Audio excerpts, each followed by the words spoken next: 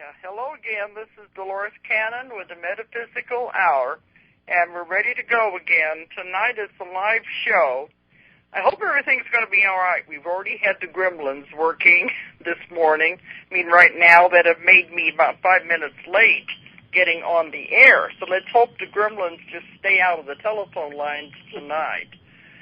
I'm calling to the Big Island in Hawaii. And the email I got says they're having terrible storms. So let's just hope we'll be able to keep the connection. But before we get going, before I introduce my guest, let me give you the toll-free number in case anyone does want to call in. Okay, they said we won't be able to take call-ins. They have us on the line so that in case anything goes wrong, then we'll be able to switch. Okay, my guest tonight is David Donnell, and he's on the Big Island in Hawaii. Are you there, David? I am indeed, Dolores. Aloha. Okay, aloha, because your email kind of had me concerned. Tell us what's going on there right now. You said there's terrible storms. Well, I'm sitting here in the little village of Volcano, around 4,000 feet up, right on the shoulder of Kilauea Volcano, the world's most active volcano. About a mile. Yeah, I've been there. I know. That's right. Yeah. About less than a mile from where the activity is, and for the last 36 hours, we have had torrential, and I mean torrential, monsoon rains, and sometimes it's so loud that I can't even hear myself think. So. So far, the house is not floated down the hill, so we're okay. Okay, because you did say that they were under flash flood warnings, and they already had rock slides. Oh yeah. That's there's flash flood warnings, and there are some flash floods on several parts of the island, and there have been some rock slides in some of the highways. And that's kind of normal when we get this weather. The weather itself is not that normal, but you know, that's all part of living in paradise. Oh yeah, but that's the way things are going all over the world anyway. They said the weather isn't normal anywhere, really. That's right. But you also said there's snow up there. You know, a lot of people don't realize that in Hawaii there is snow. That's right. We have two mountains right next to us. One is called Mauna Kea, and the other is Mauna Loa, and they're both just a few feet shy of 14,000 feet. So they're both covered now. The peaks are both covered in snow, and when this rain subsides and the clouds clear up, we'll be able to see how far down the snow comes. Last winter, it came down to around the 6,500 foot level. So that's a lot of snow for Hawaii. And no doubt the snowboarders will be flying over from Honolulu to enjoy the winter weather. I know the first time I ever went to the Big Island, it was a big surprise because you don't think of snow in a tropical climate. But the Big Island has got a lot of things about it that are different than anywhere else anyway. It's a magical place. We feel that we're sort of living in this forest, which is halfway between a Shakespearean forest and Jurassic Park. So it's quite magical. I know when I've been there, it's like a dividing line. On one side, you have the rainforest, and on the other side, it's like a moonscape. That's right. That's the Ka'u Desert. And you can literally stand with 1 foot in the desert and 1 foot in the rainforest. It's that perfect a line. It's because of the eruptions and the sulfur in the air and all of that, I think, is all part of it, I believe. I think it's partly that, and I think it's also a history of deforestation, where there was a time when all of Big Island was covered in these magical forests of sandalwood trees and koa trees and ohia, and much of that was cut down and traded off to China, 150, 200 years ago, not long after first European contact, the beginning of the 1800s. And within probably 50 years, almost all the sandalwood forest had been cut down and traded off to China. It really devastated the island. And then after that, the lands turned into grasslands, and the ranchers took over. And at one point in time, I think it was either the largest or second or third largest ranch in the U.S. was on Hawaii. When I've been there, too, I've noticed all the big lava flows that, sometimes they would even bury the highways the way they came down. Absolutely. There was several subdivisions as well as a village of Kalapana that were completely wiped out by lava flows. And the lava continues to flow right to this day. And because he said it is the most active volcano in the world. It is, but it's also the safest. If anything, if a volcano was ever safe. Well, it's I think I told you my friend John Kilgore was a volcanologist right there, and he took a lot of videos of the eruptions when it was happening, when they really went down and wiped out the village and everything. Yeah. So it's quite remarkable. But David, I think I've known you now, I don't know, about 3 or 4 years, something like that. Mm-hmm. And he's been on the show before, but I think we ought to give you some background so people will know who you are. I met David in Montreal, which is quite a contrast, Montreal and the Big Island. There's a totally opposite contrast. But you wouldn't want to be in Montreal right now, I know that. No, I wouldn't. Not with the snow there. But I met David in Montreal. I think I saw you 2 or 3 times up there. Mm-hmm. And you were going back and forth, but now you decided you wanted to stay in Hawaii. That's right. Yeah, okay. But let's give a little bit of background before we get into the project that you want to discuss tonight. I'm going to say some things. If I don't have it correct, you can jump in there and correct me. But David you were a TV producer, a film producer in Hollywood for many years, weren't you?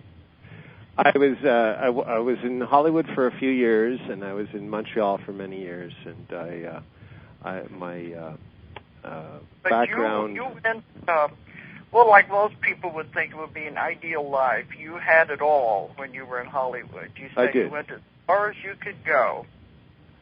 Well, I don't know if I went as far as I could go, but I certainly had an awful lot. I'm thinking materialistic. You turned materialistically.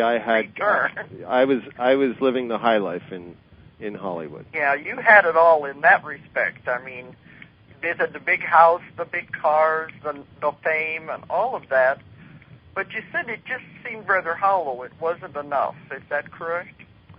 Oh, I would think that would be hollow is a good word to use when describing Hollywood. But I think you decided you didn't want that life anymore. That's correct, yeah. And then I think the last time we were talking to you, you were talking about your projects you had then with your internet TV.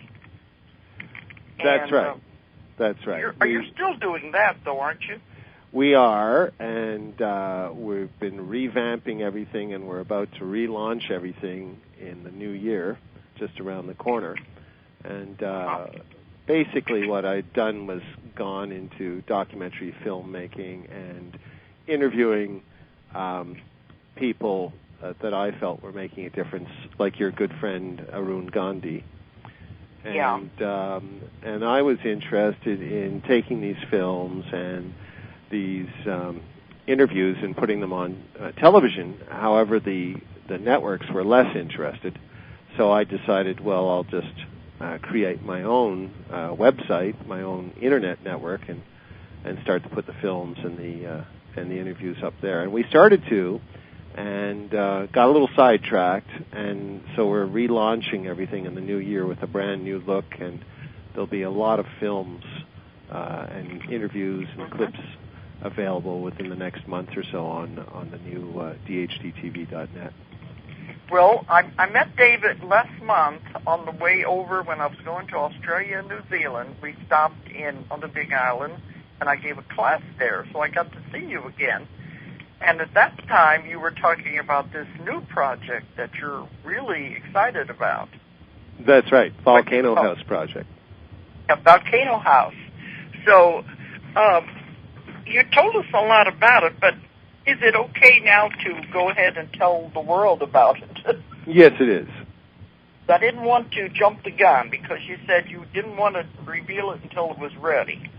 Well, we can talk about it now. Okay, so why don't you tell people about this exciting new project that you've gotten involved with? Well, all right. There's a park here called Hawaii Volcanoes National Park, which is one of the jewels in the crown of American national parks. I would say that it's on a par with Grand Canyon or Yosemite or Yellowstone. And Hawaii Volcanoes National Park, like many of the big parks, has a hotel and restaurant facility within the park. In fact, it's built right on the rim of the Kilauea volcano crater. So you're sitting right on the crater's edge looking down at the hardened lava floor, which we're all hoping is going to erupt and turn into a red-hot lava floor within the next short while. There's some indications right now that may happen. And is really getting ready to happen? Well, certainly there's a lot of volcanologists and geologists and various scientists here that are praying every day that it does. But there's been some geological evidence that things are changing. So it did have a molten lava crater floor for over 100 years. So and that solidified back in the 1930s, but they think it's about to happen again. Well, you know, when I was there, but you're not very far from the observatory, are you? About 1.5 miles. Well, they said there, what is it, about 700 earthquakes that happen up there about every day? Oh, easily. Because they have instruments that are they're measuring all of that to see the activity in the volcano itself. That's right. So it's there's a lot of stuff happening that people aren't aware of when they're visiting there. Oh, there's half a dozen seismographs that you can look at, watch through the windows of the Jagger Museum, and measuring underground activity in the various areas. And there are hundreds and hundreds and hundreds of earth movements or earthquakes and tremors happening daily, if not by the hour. It's quite interesting. But and that's where they think it is going to erupt because of those measurements then. Yeah, and when we say erupt, it's not as in the traditional sense of an eruption. It just means that the lava is going to, the magma is going to rise up and fill an underground chamber, and the surface of the lava will manage to break through the floor and probably spread out and form a lava lake. Right now it's flowing in tubes underground down the slope to the next vent, which is at around the 2,000-foot level. We're at around 4,000 feet.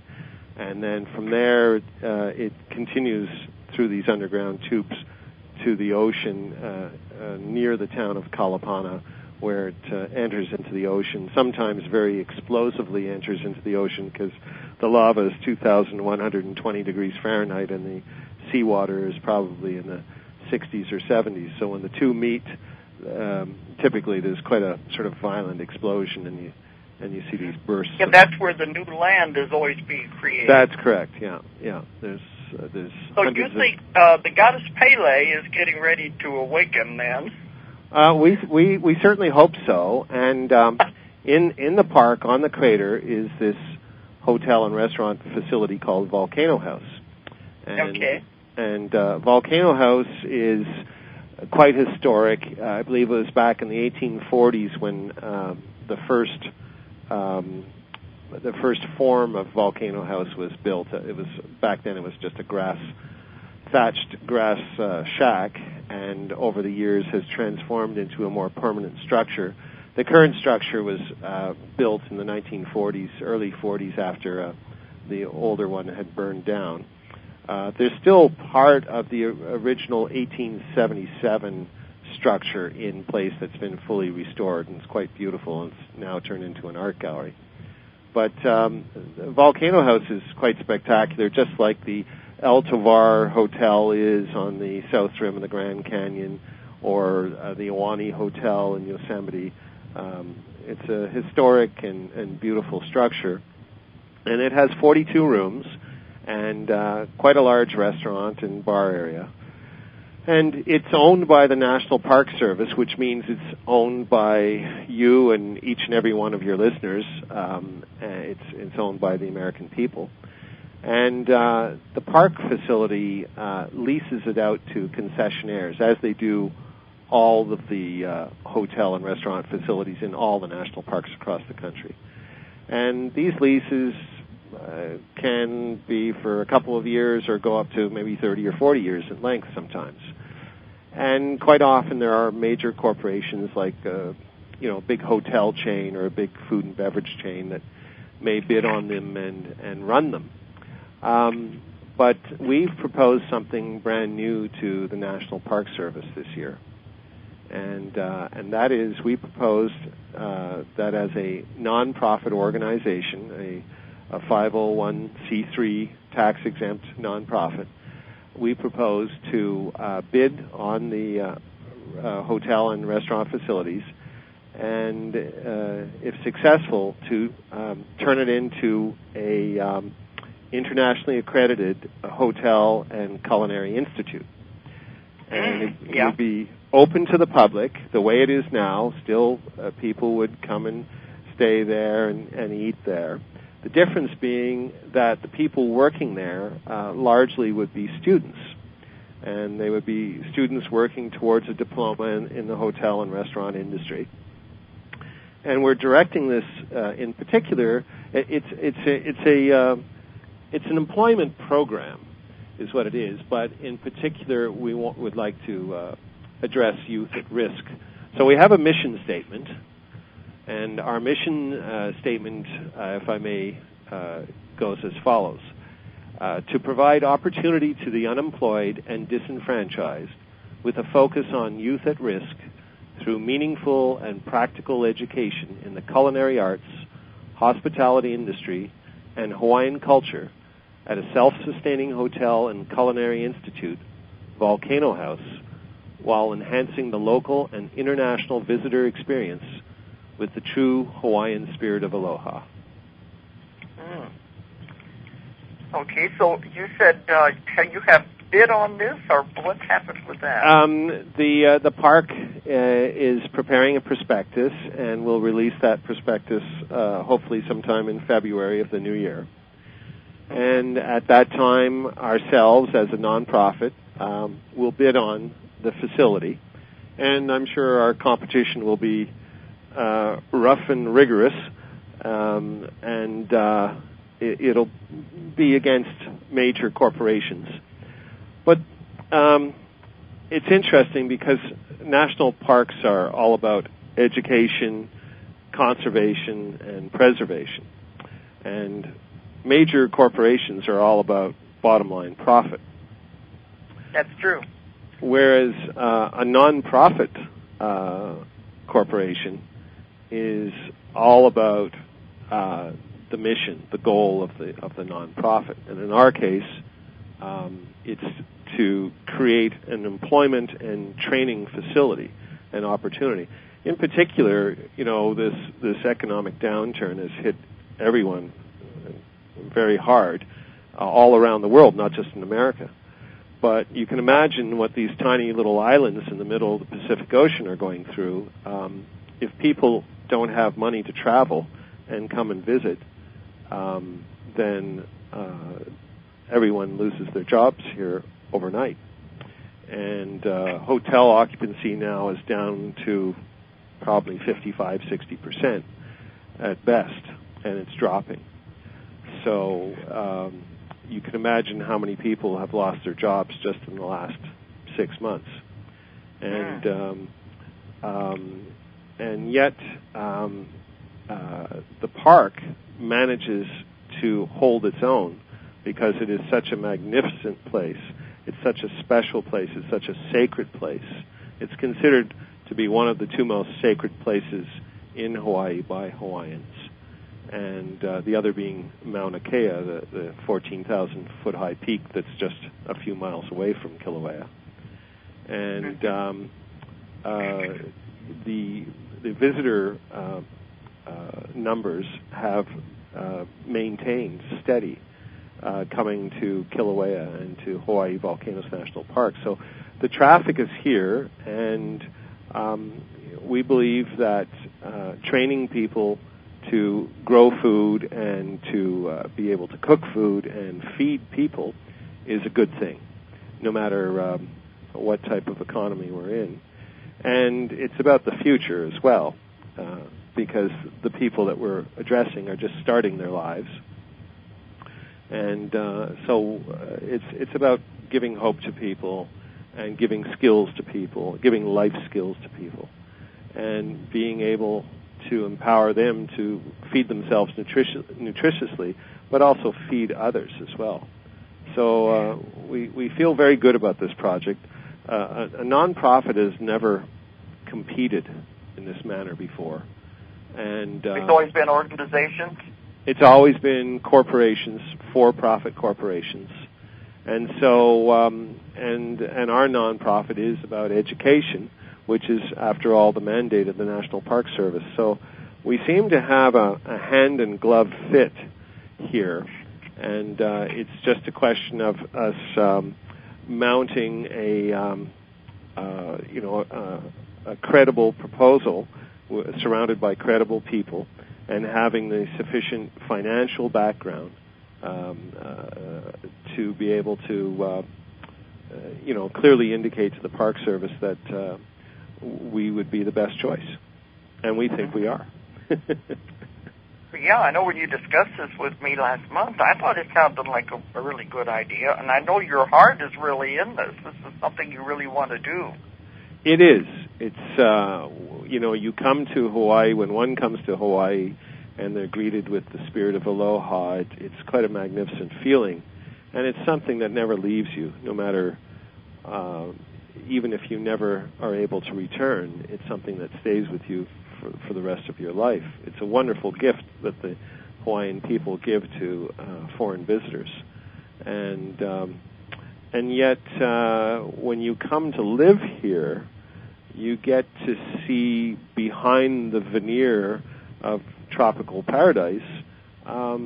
There are an awful lot of people that are struggling, there's a place not far from us, just slightly down the mountainside, called Fern Forest, and it's an area where people go to disappear. Disappear? It's to sort of fall off the grid. A lot of people lose their jobs and they become homeless, and they don't know what to do. And they manage to get themselves together with a tarpaulin or a tent or, a few possessions, and they go off into the jungle, and they just set up camp, almost homestead or squat. And they just go live off the land, you mean? Live off the land. And, they're proud people, and they don't want to accept help. And, interestingly enough, we ran into this gentleman, Father George DaCosta, who's a retired priest from the Hilo Parish, a Hawaiian priest. And he had been involved in social justice and causes for the less fortunate all his career. And then, there came a time when he retired, and he, along with some others, get donations put together, and once a month on the third Thursday of every month, they go down to this area of Fern Forest, and there's a little community center. Community center sounds really luxurious. It's 3 corrugated tin walls with a tin roof. It's completely open air, and so whatever temperature it is, and it can get cold. Right now outside for Hawaiians it's quite cold. Up here it's around 55 degrees Fahrenheit. So if someone that's used to 85, if it's 55 and they don't have any sweaters, that's cold. And yeah, I remember when we went up there, it was quite a difference from being down at Kona. Oh yeah. When you climb there, you can feel the difference. Oh, you can feel the difference. And I mean, it's freezing. It's below freezing on the tops of the mountains. So, but we went all the way up where the snow is. That's right. But so once a month they go down and they get donations from various stores and whatnot, and they cook a hot meal. And it took months and months. It took almost a year to convince some of these folks to come out of the jungle, literally come out of the jungle and come and have a hot meal. And there was no gimmicks. They didn't have to listen to any sermons. They didn't have to be converted. They didn't have to talk about anything. They didn't have to talk to anyone.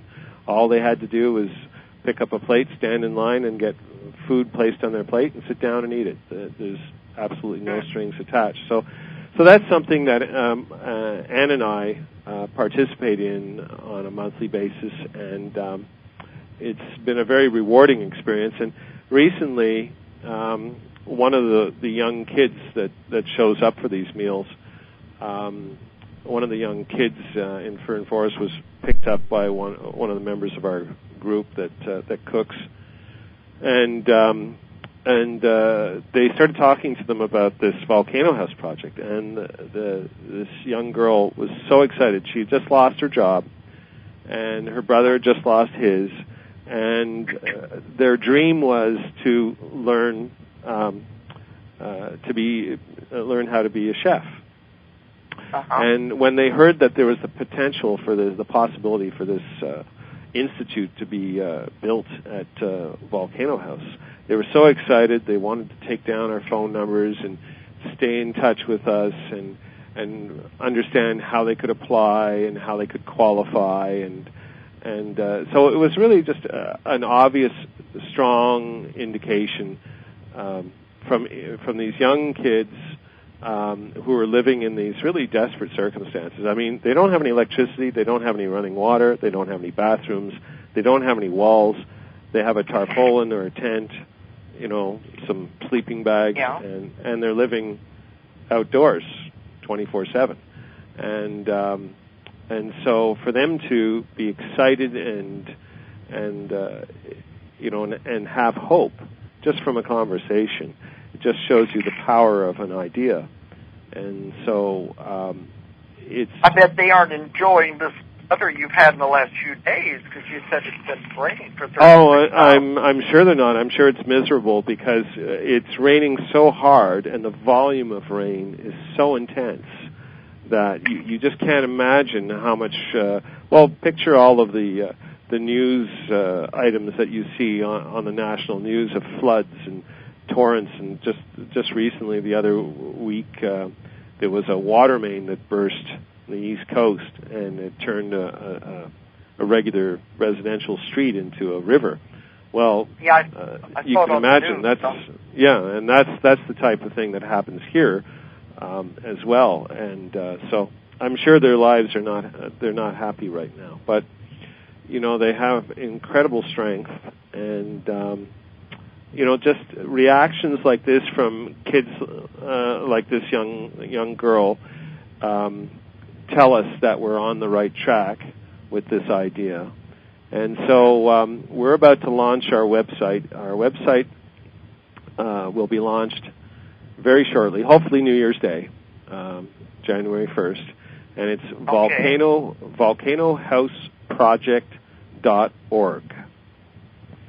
And that's the website. That's the website for the project, volcanohouseproject.org. And people, all in one? All in one word.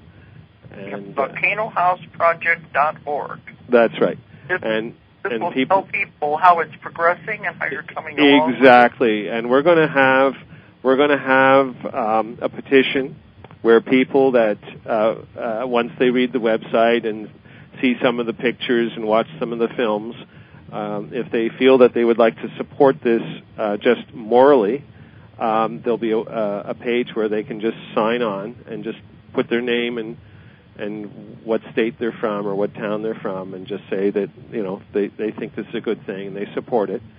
And we're also going to have a page where people that would actually like to apply to go to the Institute can also put their name down as well. And we just want to compile signatures of people that want to support it, so that when it comes time to go to our local politicians and say, look, this is a good idea, and the people think this is a good idea, and here are the names of the people that think it's a good idea. I don't know if you just heard what I just heard, but there was a loud thunder crash just outside right now. I didn't hear it here, but we were a little worried something might interfere with the phone line. Well, it was the thunder was so loud it shook the floor underneath my chair. So the powers that be are giving a statement here anyway. So I think it was confirmation that the forces of nature agree with our project. At least I'm hoping. I'm praying that that's the correct interpretation. Okay. I couldn't hear it on this end, but let's just hope it holds off. We keep the phone till we get to the top of the hour anyway. Yeah. But you said, now these are going to be the local politicians. The ones in Hawaii are the ones that are going to have to decide, or does no, the decision is made by the National Park Service, and as I understand the process, when the time comes to submit our bid, we submit it to the local park headquarters, and then they would submit it to Washington, and then Washington reviews it, and they in turn submit it to a selection committee that's comprised of National Park Service employees from fairly experienced employees from across the nation, and hopefully some of them who have actually worked and served in this park in the past. So it's a decision that's made within the park, and from my understanding, there's no political interference. However, having said that, it's always, I think, a good idea to have the public's support and your local politicians' support backing the idea. It just signals that if the park were to favor one proposal over another, that whatever proposal that they would favor has the support of local citizens and politicians, and that they're not going against the grain or going against the current. And so it's just it just occurred to me, the new President Obama is raised in Hawaii. Maybe he might have something to say about it. Well, we'll definitely be writing to President-elect Obama. There's no question about that. He's on the top of our list. Whether or not he'll actually read what we send him, we don't know. It has to get past, I'm sure, quite a few filters, quite a few aides that will be filtering. And that's it. You don't ever get direct to him, but I was just thinking this might be something he would want to support if he knew about it anyway. Well, I think he would. His wife has stated publicly that in order to understand who Barack Obama is, one must first go to Hawaii and learn about Hawaii, and once they understand Hawaii, they'll understand who he is. And I believe that to be true. He's over there right now. Yes, he is. In fact, I'm told that at one point, he's here for 2 weeks, and he's been staying in Kailua area on Oahu and visiting the U.S. Marine Corps base frequently over in Kaneohe Bay. But I'm told that he's supposed to come over to the Big Island at the latter part of his visit. However, if these rains continue, I don't think he'll be doing that. No, it doesn't sound like it. Probably wouldn't be safe anyway. Yeah. Well, when are these decisions made? how much of a timeline are you going to have? Well, the prospectus is going to be issued in February, and then we have 3 months, 90 days, to submit our proposal. And then so that brings us up to somewhere in May, and then after that, they take another 3 to 6 months to make their decision. They could make it quicker, they could take a little more time, but regardless, the decision will be made before December 31st of 2009, a year from now, because that's when the current the current lease expires at that time. And so something has to be decided before the lease expires, then. That's right. And then it's just it's kind of like the change in the presidency. It's just an orderly transition. There's a transition team that goes in, and they look at the books and they look at the reservations and they talk to the staff, and then it's an orderly transition from one concessionaire to the next. And Volcano House remains open and doesn't skip a beat, and visitors keep coming every day. Volcano House tends to be booked solid well in advance. Sometimes they get reservations years in advance. And with 2 million visitors coming through the park every year, and only 42 rooms and 365 days in a year, you can imagine that it's. But it's not to discourage anyone that's listening that may want to go there. I'm sure there's always the possibility of getting a room, and there's you can imagine that last-minute cancellations are not infrequent because Hawaii is 2,500 miles away from the nearest landmass, so it's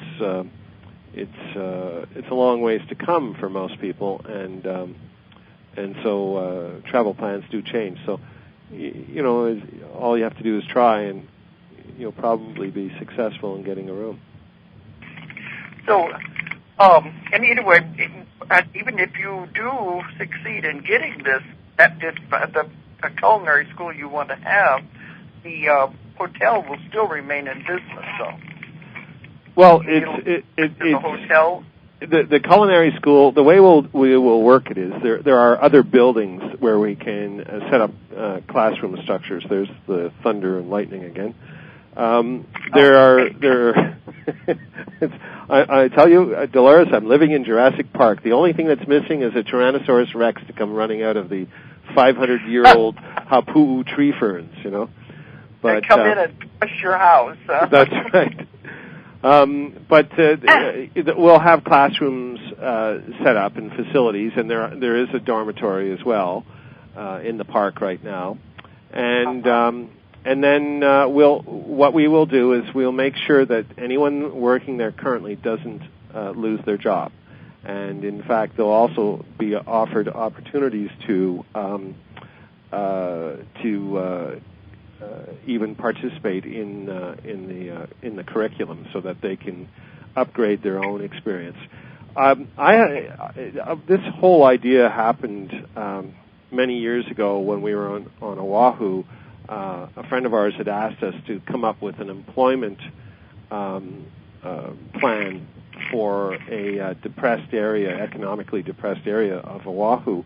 And they had some abandoned sugar mill buildings, which are like large airplane hangar structures. And so they had asked us to, and so we came up with this idea, and partly was because back in Montreal, Canada, we have a very good friend who's a world-famous chef, Chef Jean-Louis, and he's been on the Jay Leno show, the Tonight Show with Jay Leno, and he's been on Discovery Channel and TLC, and all across Canadian television in France and Switzerland.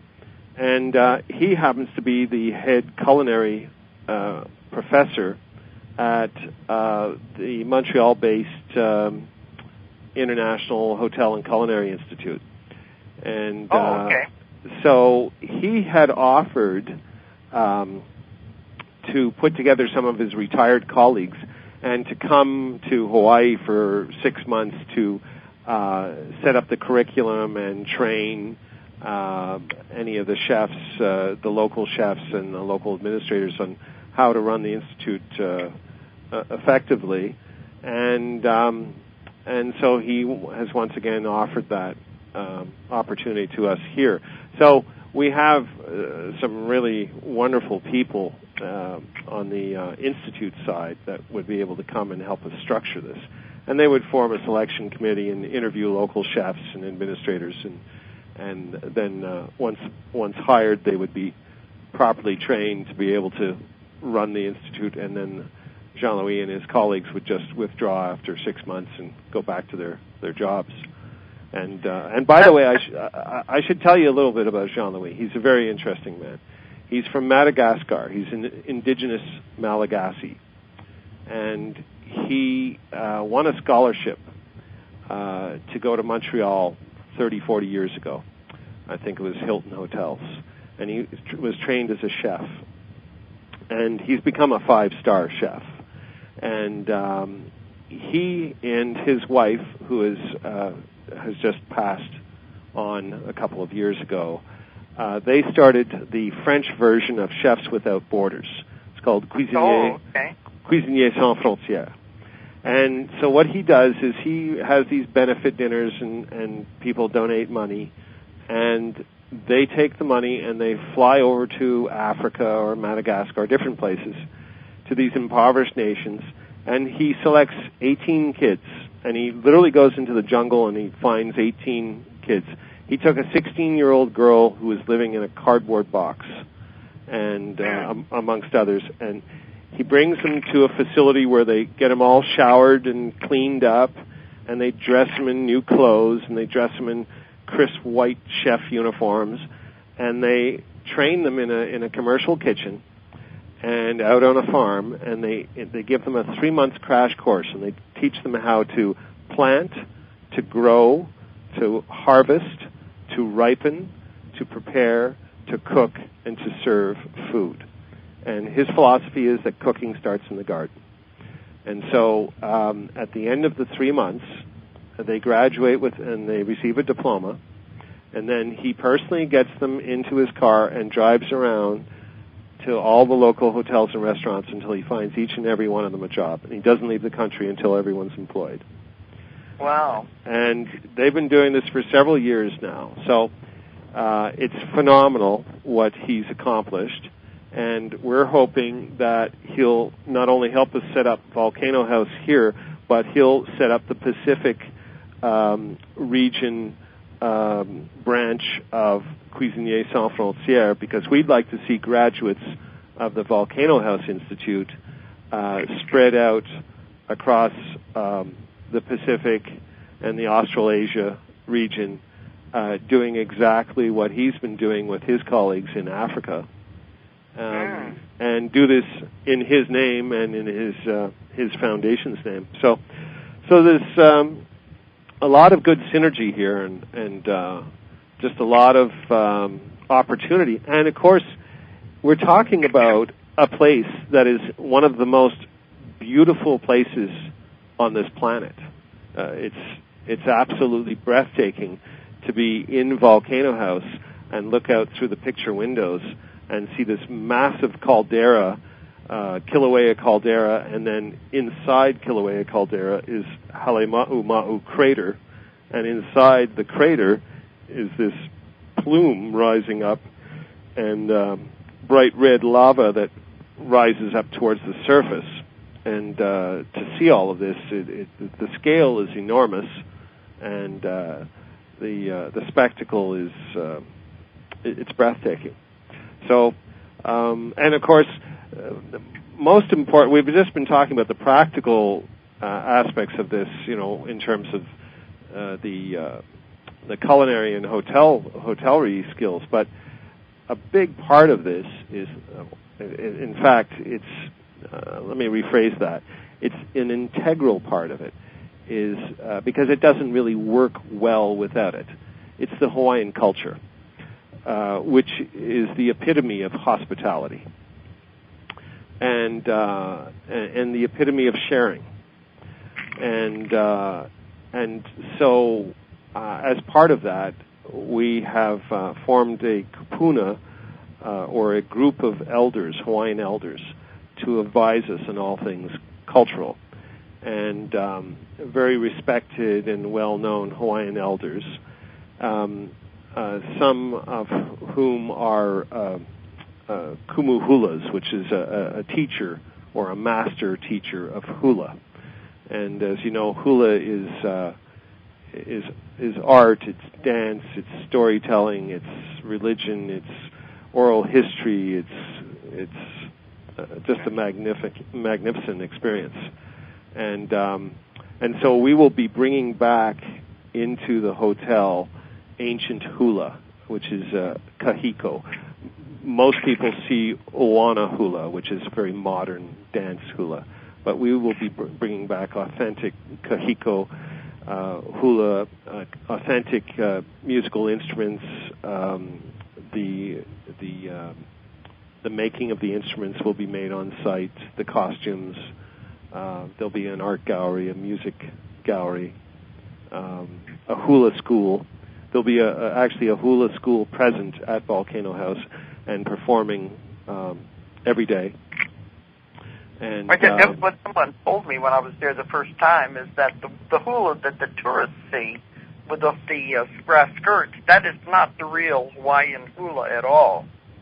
Well, there is typically what they see. It's a costume, sort of a variation on a theme. So they do have the so-called grass skirts. There are authentic ones that they do make, and they're made with leaves actually, and they do use them in kahiko and ancient hula, but they look dramatically different from what you would see for instance, at a hotel resort or something of that nature.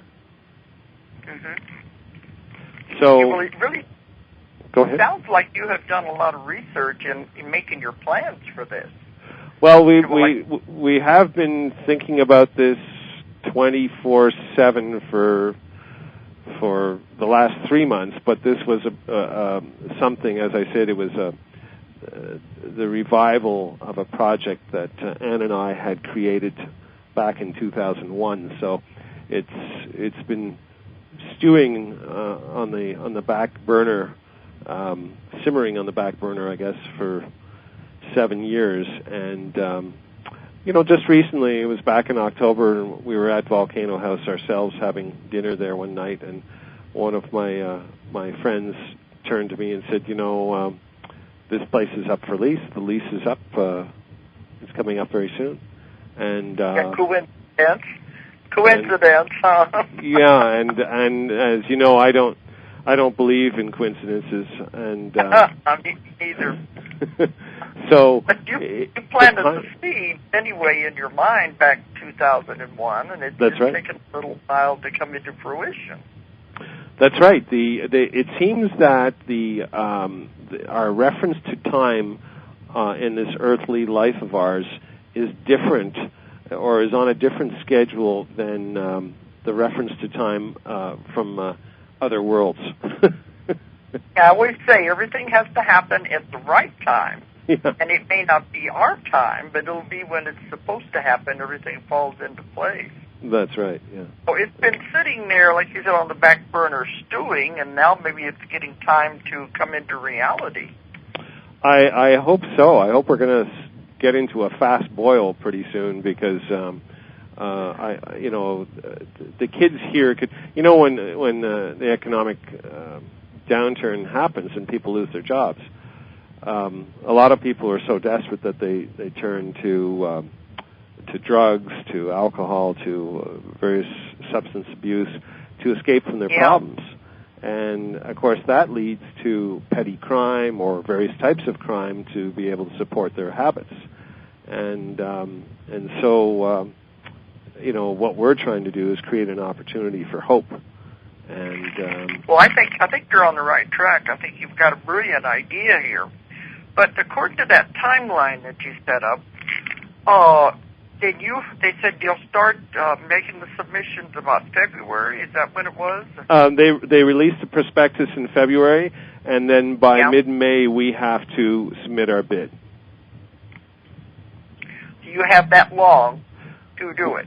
We have between now and mid-May to get our financing in place, to get our proposal completely structured, to get support from the public, support from the politicians, interest from potential applicants, and an insurance company that's willing to insure us a hotel and restaurant institute sitting on top of the world's most active volcano.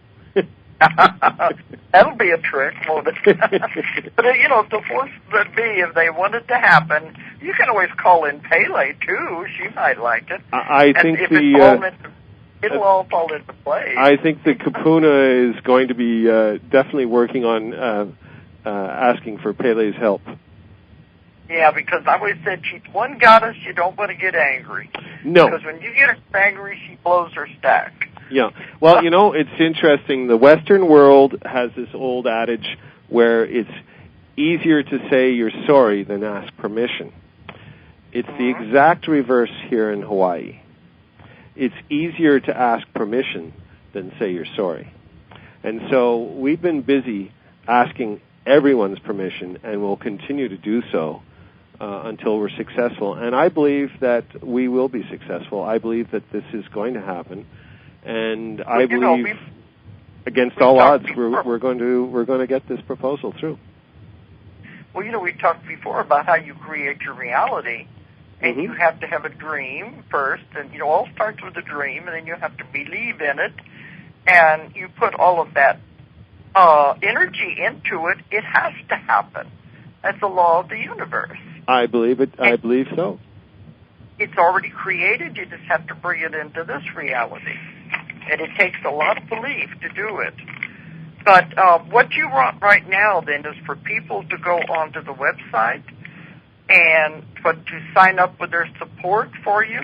That's right. Starting January 1st, 2009, they can go to volcanohouseproject.org, and they can read all about what we've talked about, and they can see some photos and maybe some video as well, and there'll be a page where they can sign up and support the project. And, we will welcome donations as well.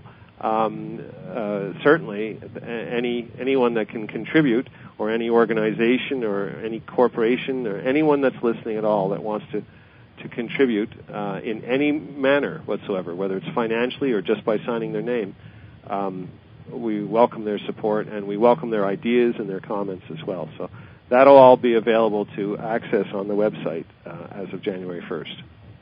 The instructions, if they want to donate, all of that just be on the website also. Absolutely. All that stuff will be there. Yes, and because we're a 501c3, we're able to give a tax receipt for any donation. Oh, okay. And I was thinking I can put a link from my website to yours, too. Well, that'd be wonderful. Anything we can do, that'll get attention. Well, that'd be fantastic. Talk to the radio station about putting some kind of a link in, too. I can talk to him afterwards. He does all kinds of things also. Okay. But I think it's a wonderful idea, David, and you're on the right track. And, it starts with a dream, and you definitely have a dream, and it's worthwhile. And it'll help a lot of people in the long run. So I think it's one. I appreciate that, Dolores, and I hope so. I think you're right. I think that if we can establish a working model here, that this will last for many, many years to come, long after I'm gone. It'll be a working model to continuously help people into the future, and hopefully they can use it as a model to recreate the situation in other places. Yeah, that's what I was thinking. You never know what's going to grow. Once you plant the seed, you never know how it's going to expand, because it takes on a life of its own, and then you don't know where it's going to go from there. We're coming up to the top of the hour, but I want to thank you for being on, and we do want people to check out your website if they are interested in this, and it sounds very worthwhile. So it's volcanohouseproject.org. And that'll be live as of January 1st. Just a few more days. That's right. All right, and thanks for coming on. It was wonderful to see both you and Ann in Kona just a month ago. Well, much mahalo and aloha to you and your listeners. And if I could wish your listeners a very mele kalikimaka and a haole makahiki ho, which is Merry Christmas and Happy New Year. And Happy New Year. And the whole new year is going to be wonderful for both of you. I know it will. Well, I hope so. Thank you. Okay. And I hope you don't wash off the side of the mountain. Well, the house hasn't floated away yet, but we're still waiting. Okay. Well, thanks again for coming on, and we'll be in contact. All right. All right. Aloha. Good night. Aloha. And thanks, everyone, for listening tonight. If you enjoyed the show, check out more of our other videos, and be sure to subscribe and click the like button. Thank you for listening to the Metaphysical Hour with Dolores Cannon.